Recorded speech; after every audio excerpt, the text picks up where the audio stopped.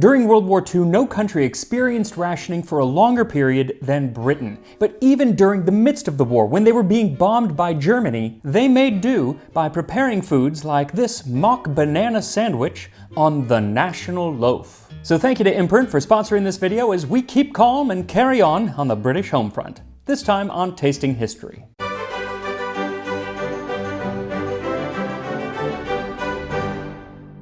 So far in this World War II Homefront series, we have covered the US and the USSR, but I don't think that any Allied power is more associated with rationing than Britain, because not only were they the first to start, but they went on until 1954, 9 years after the war wrapped up. One reason for this was because, as an island nation, they only produced about 30% of the food that they needed to feed the population, so they really relied on other food being shipped in from around the world.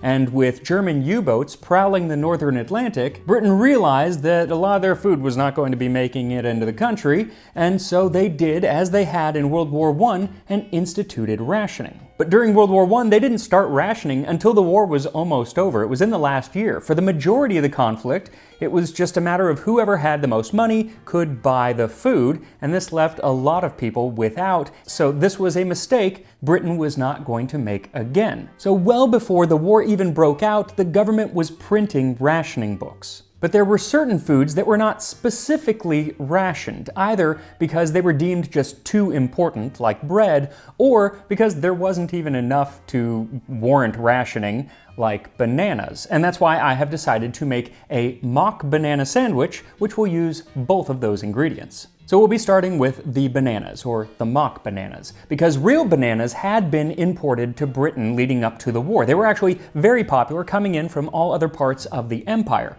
But in 1941, Lord Wilton, who was the Minister of Food, decided that they were an unnecessary use of cargo space, and so he cut off the banana supply. And people were not happy, especially the miners. Britain's 800,000 miners want bananas. They may make a special appeal to Lord Wilton, who proposes to stop banana imports in 1941. The miner can eat a banana with coal black hands in the darkness of the pit without eating coal dust as well. It is reckoned that miners eat nearly half the bananas shipped to Britain. They obviously liked it because since it's an appeal, they weren't getting their coal on the actual food. But alas, the miners had to go bananaless until the end of the war.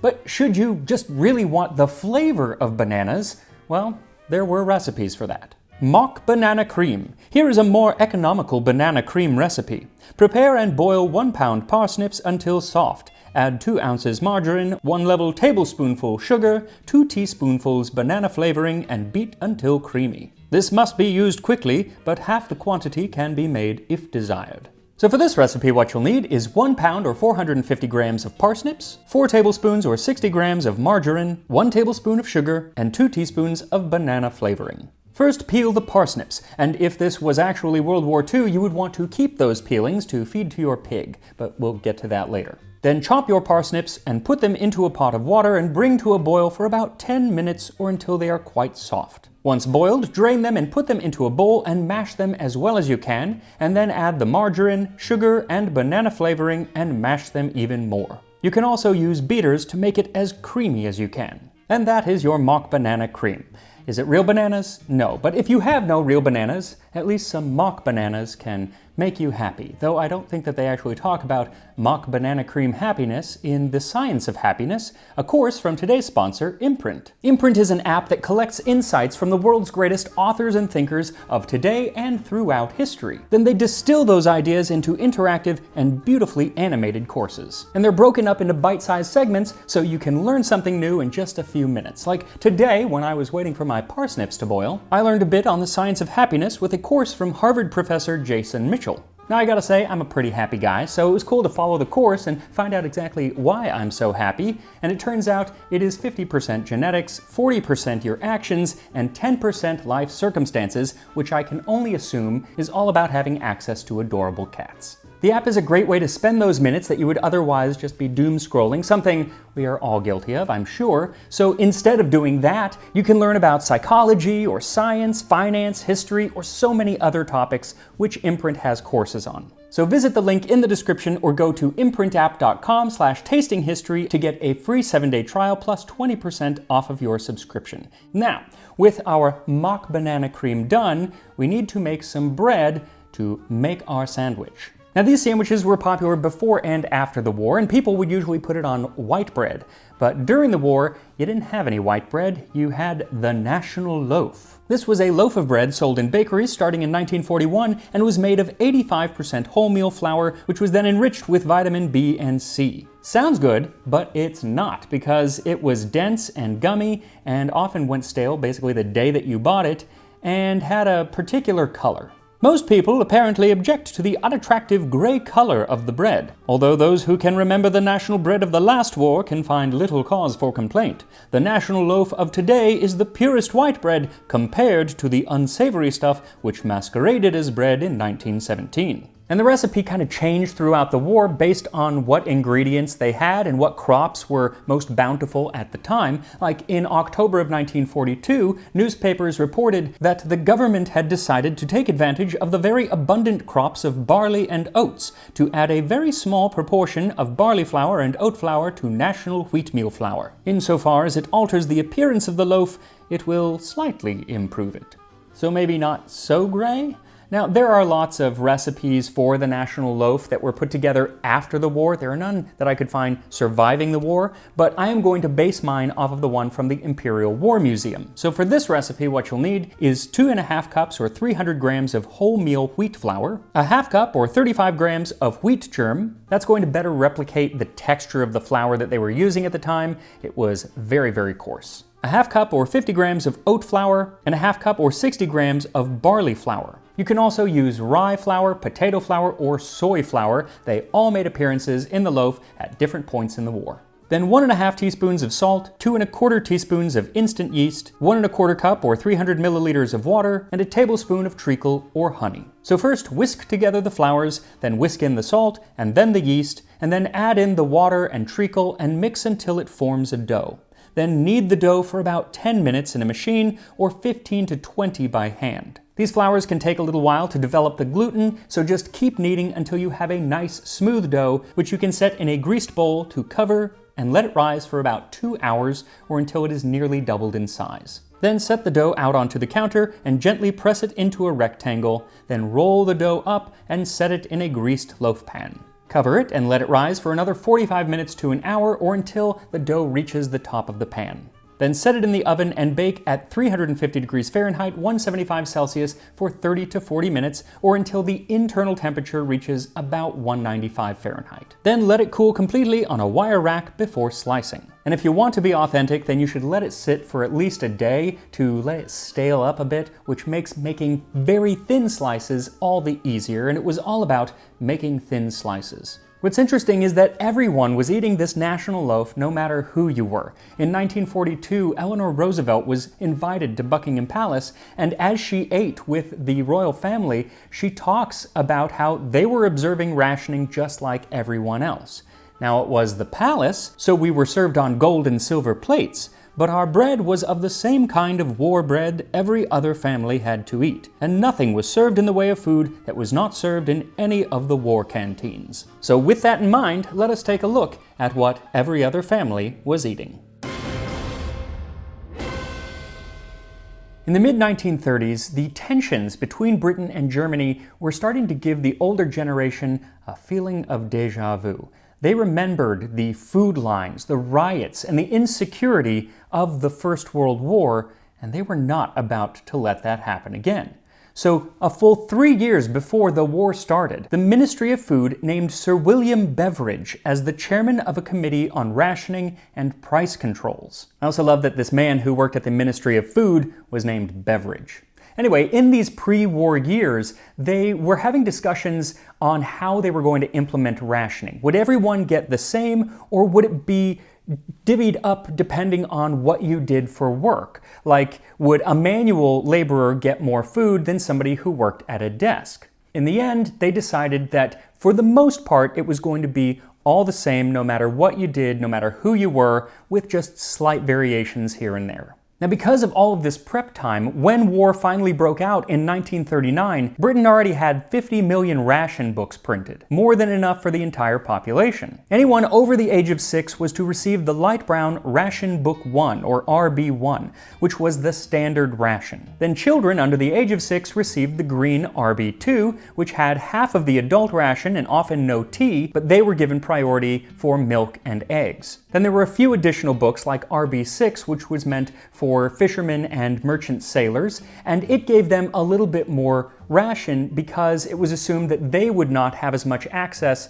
to the canteens that were set up to kind of supplement the ration for everyone else. Now, 44 million of these ration books were handed out to the people, but at the beginning of the war, food rationing was not in effect. There was a period between September 1939, when Germany invaded Poland, and May of 1940, when they invaded the Western countries, that was known as the Phony War. Though I much prefer the pun-filled terms that the British gave this period at the time, like the Boer War, but spelled B-O-R-E, or Sitzkrieg, a play on the Blitzkrieg, but Sitzkrieg, which literally means sitting war. But the government knew that this calm before the storm could not last, so on January 8, 1940, food rationing kicked off with the limiting of sugar, butter, bacon, and ham. And this was quickly followed by fresh meat, cheese, preserves, and even tea, a blow to any Brit. And once rationing kicked in, you would go to a shop and you would register at that shop, and that is the location where you would get your ration going forward. Now, the ration changed throughout the war, and so it's hard to say exactly how much anyone got at any one time.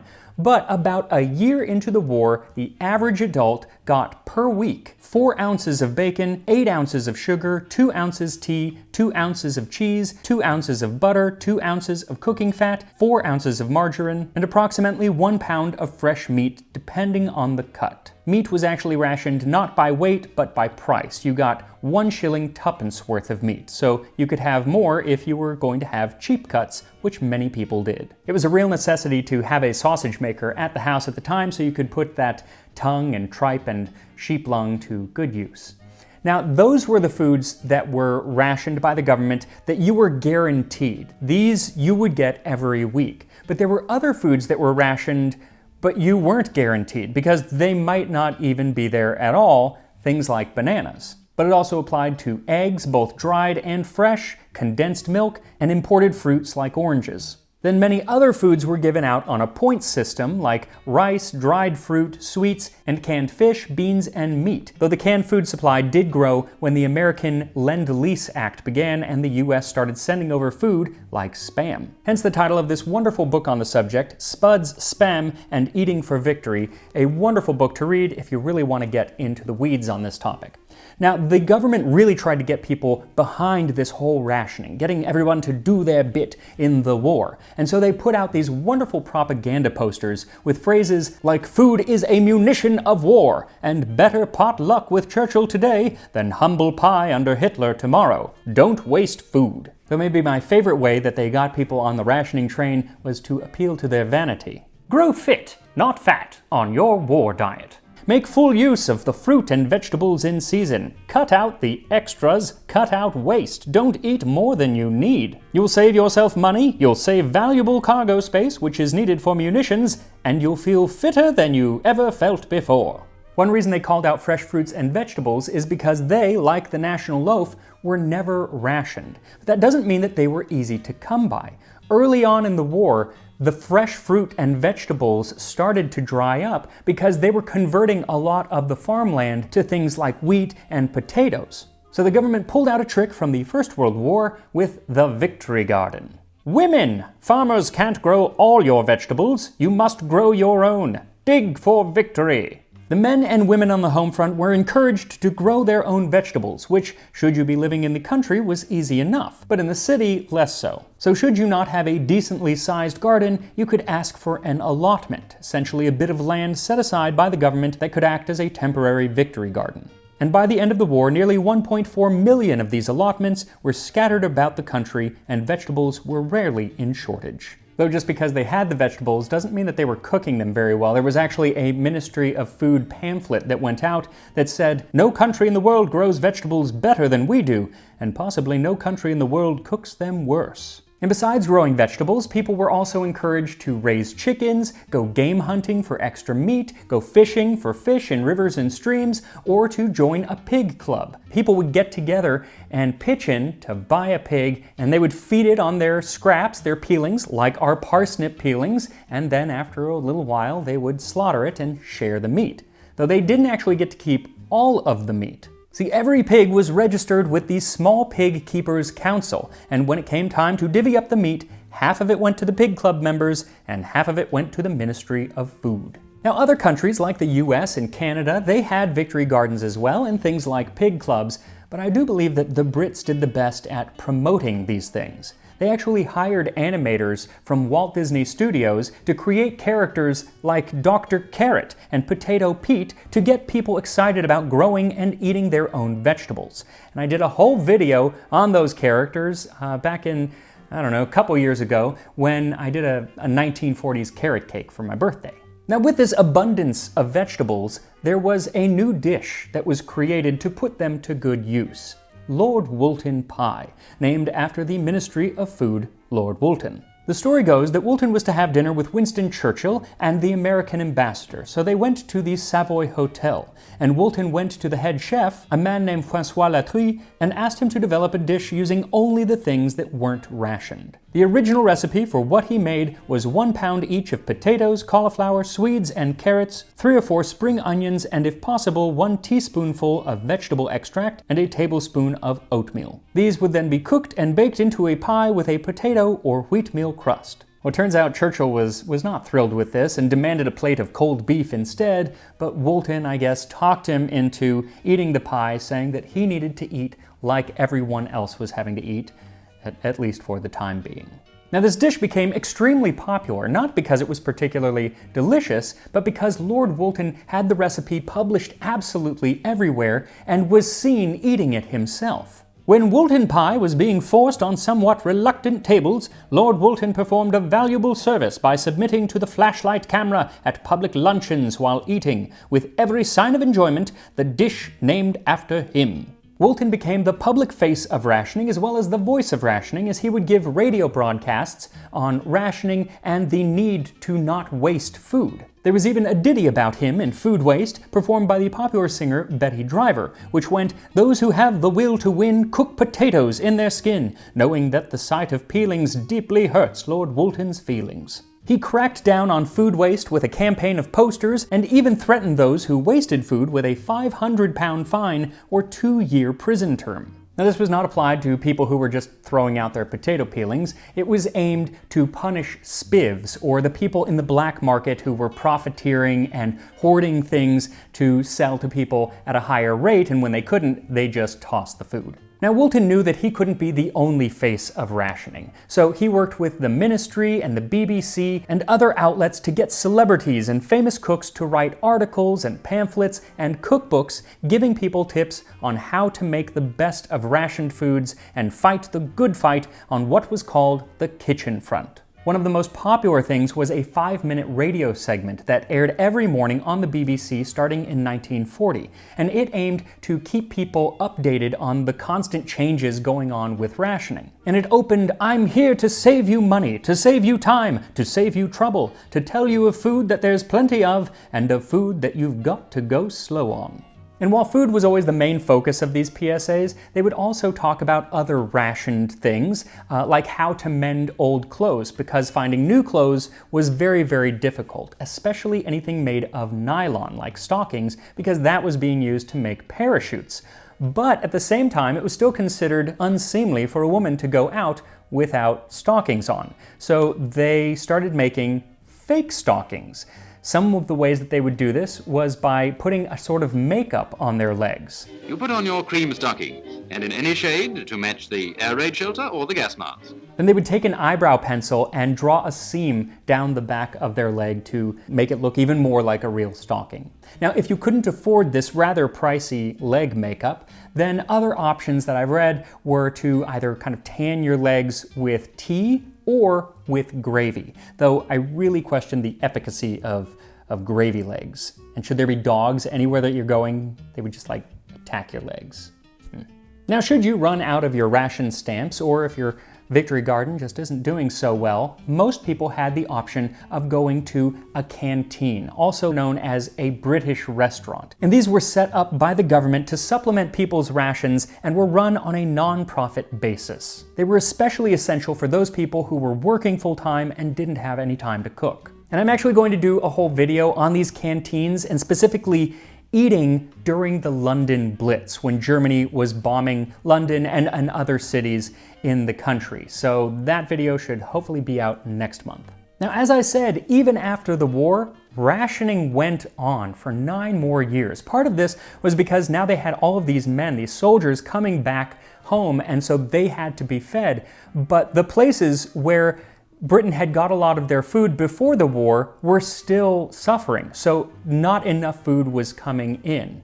And so people lived on a lot of canned goods and just not the best food for quite some time, which is part of the reason why Britain has such a reputation for not great food. I don't think it's particularly deserved, especially today, but there is a reputation, and it doesn't just have to do with that. It's a little bit more complicated, but that's one of the reasons. Now, eventually foods did start to come off the ration list, fresh meat being the last in 1954. And foods that couldn't make it into the country finally started appearing. Like in September of 1945, newspapers announced, "Bananas for Britain. The first shipment of bananas since 1940 is expected to arrive in this country from Jamaica early in the new year."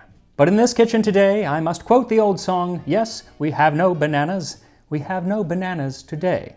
And so I am going to be eating my mock banana cream sandwich, which I should put together. So once you've sliced your bread nice and thin, you can put some butter on it if you want a proper banana sandwich. That's what they usually did, but during the war, butter was very scarce, so I'm not putting any on mine. It is just the banana cream. And here we are, mock banana sandwiches from World War II Britain. So before I actually try the sandwich, I just wanted to try some of the banana cream just to see how close it tastes. Let's give it a shot.